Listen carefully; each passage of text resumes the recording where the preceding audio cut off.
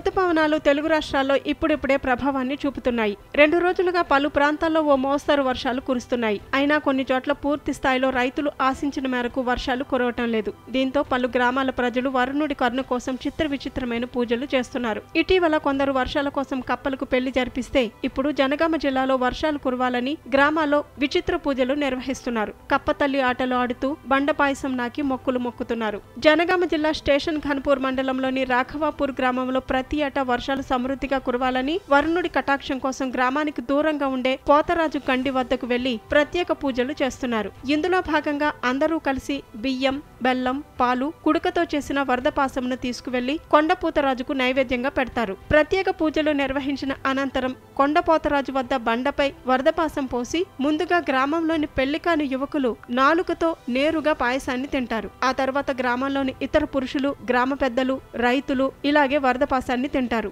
వర్షాలు ముఖం చాటేయటంతో వరుణుడి కటాక్షం కోసం ఏటా తమ పూర్వీకుల నుండి వస్తున్న ఆచారాన్ని నేటికీ పాటిస్తున్నామని గ్రామస్తులు తెలిపారు. చుట్టుపక్కల గ్రామాల వారు సైతం ఇక్కడికి వచ్చి ఈ సంప్రదాయాన్ని ఆచరిస్తున్నట్లు వారు తెలిపారు. ఏటా ఈ కార్యక్రమం జరిగిన 2 రోజులలో వర్షాలు కురుస్తాయని వారు వివరించారు.